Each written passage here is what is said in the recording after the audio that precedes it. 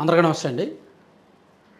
TTD చుట్టూ ఏం జరిగినా వివాదమే, ఏం చేసినా వివాదమే. ఎందుకో కానీ ఈవెన్ వైసీపీ అధికారంలో ఉన్నప్పుడు కూడా టీటీడీ చుట్టూ చాలా వివాదాలు జరుగుతూనే ఉన్నాయి.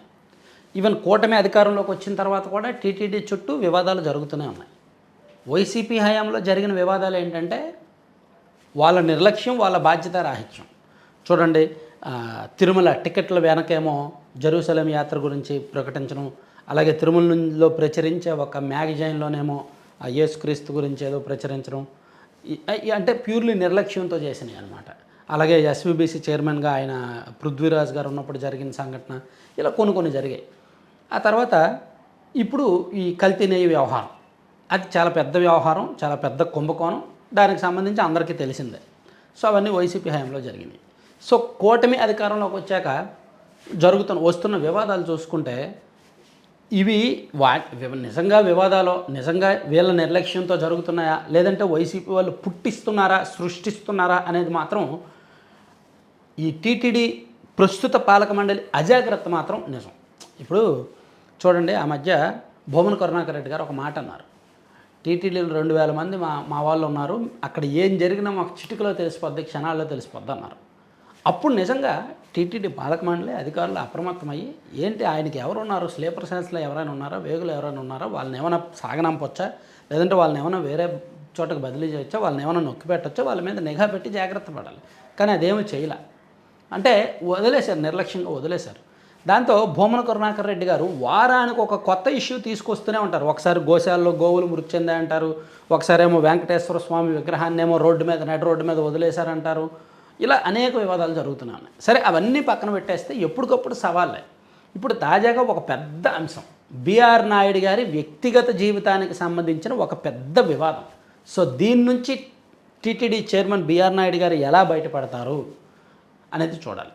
ఎందుకంటే ఇది ఆయన టీటీడీ చైర్మన్ పదవికే కాదు, TV5 చైర్మన్గా ఆయన హోదాకు అండ్ సమాజంలో ఆయన వ్యక్తిగతంగా ఆయన హోదాకు, ఆయన గౌరవానికి కూడా భంగం కలిగించే అంశమే. ఆయనకు సంబంధించిన వీడియోలు కొన్ని బయటకు వచ్చాయి. ఆయన 2 వీడియోలు అండ్ కొన్ని ఫోటోలు బయటకు వచ్చాయి. సో ఆయన దాని మీద వివరణ ఇచ్చారు. అవి ప్యూర్లీ డీప్ ఫేక్ వీడియోలు. ఈవెన్ అది ఏఐలో ఆ వీడియోలని అప్లోడ్ చేసి, గూగుల్ జెమినీలో ఆ వీడియోలను అప్లోడ్ చేసి అడుగుతున్నప్పుడు కూడా అవి డీప్ ఫేక్ వీడియోలే, ఏఐ సృష్టించిన వీడియోలే అని చెప్పి చెప్తోంది ఏఐ. అవి ఒరిజినల్ కాదనే చెప్తోంది. ఆయన కూడా అదే సమాధానం చెప్పారు. అవి డీప్ ఫేక్ వీడియోలే, అవి ఎడిట్ చేసిన వీడియోలే, ఒరిజినల్ కాదు అని చెప్తూ ఆయన వెర్షన్ ఆయన ఇస్తూనే భూమన కరుణాకర్ రెడ్డి గారిని అండ్ వైవి సుబ్బారెడ్డి గారిని అండ్ వైసీపీ వాళ్ళని వార్నింగ్ ఇచ్చారు.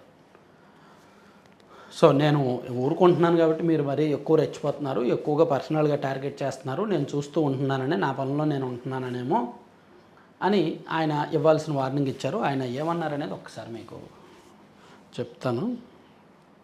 కాస్త ఇందాక అంటే ఎమోషనల్గానే రియాక్ట్ అయ్యారు, చాలా గట్టిగా, చాలా స్ట్రాంగ్గానే రియాక్ట్ అయ్యారు.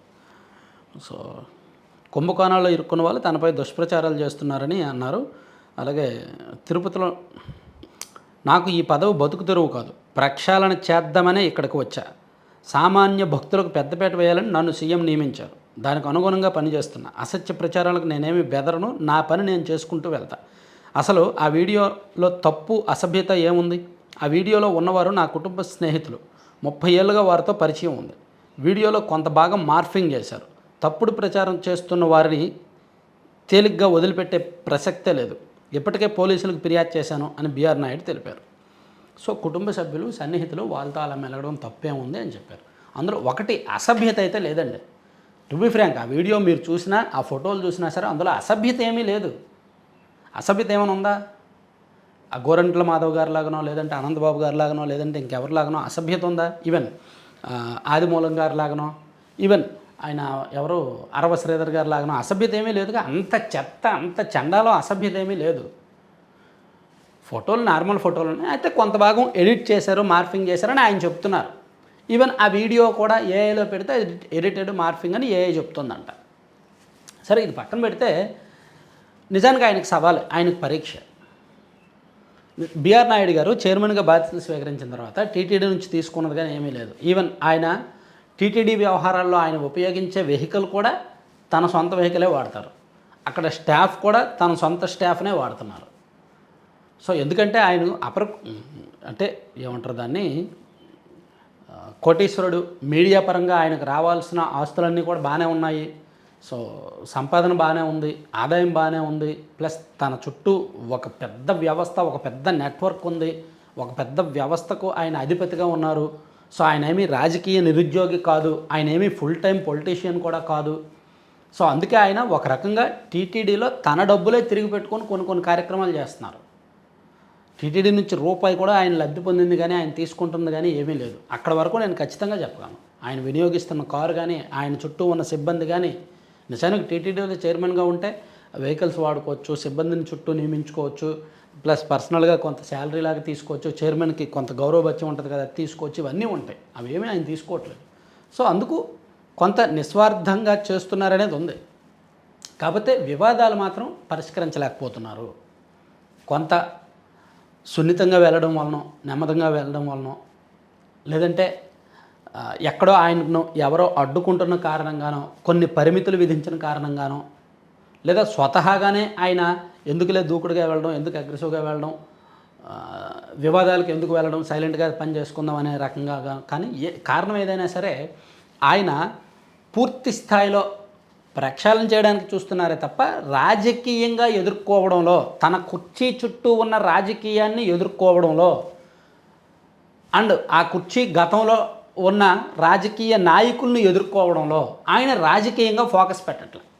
అలా పెట్టకపోవడం వల్ల ఆయన పదే టార్గెట్ అవుతున్నారు. సో అది కాస్త సెన్సిటివైజ్ అయిపోతుంది, చుట్టూ వ్యాపిస్తుంది అనమాట.